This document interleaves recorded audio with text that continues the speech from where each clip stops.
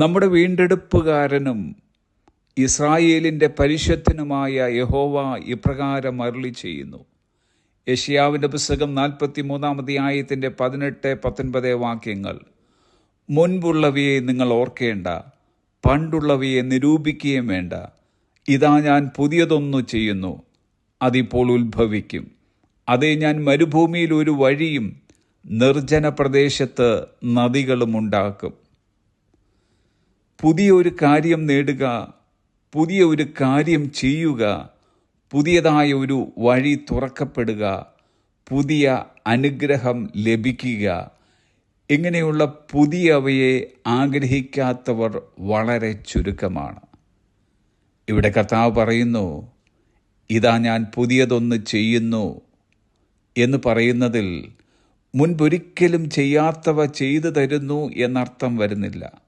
പകരം ദൈവം തൻ്റെ മക്കൾക്ക് ചെയ്തു തരുന്ന എന്തിലും ഒരു ഫ്രഷ്നെസ് അഥവാ നവോന്മേഷമുണ്ടായിരിക്കും.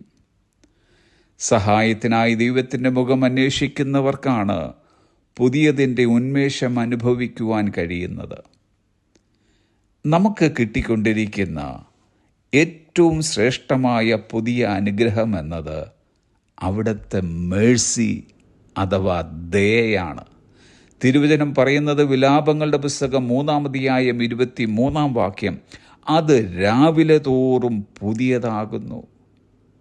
ഇന്ന് എന്നൊരു ദിവസം നാം ആയിരിക്കുന്നതും നാം നിന്നു പോകുന്നതും അവിടുന്ന് നമ്മോട് കാണിക്കുന്ന ദയ നിമിത്തമാണ്.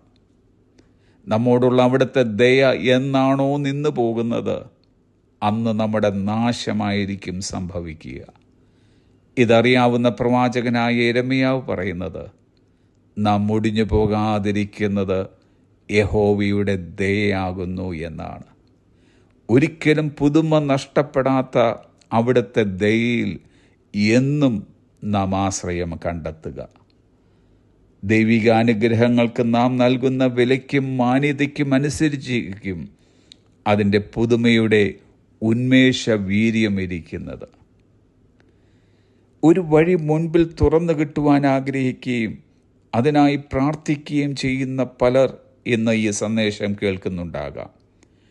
വഴി തുറക്കുവാൻ ദൈവത്തിന് മാത്രമേ കഴിയൂ എന്ന് വിശ്വസിക്കുകയും എല്ലാ ആശ്രയവും ദൈവത്തിൽ മാത്രം അർപ്പിക്കുകയും ചെയ്യുന്ന വ്യക്തികളോട് ഇന്ന് ദൈവത്തിൻ്റെ പരിശുദ്ധാത്മാവിന് ആവർത്തിച്ച് പറയുവാനുള്ളത്, ഇതാ ഞാൻ പുതിയതൊന്ന് ചെയ്യുന്നു, അതിപ്പോൾ സംഭവിക്കും.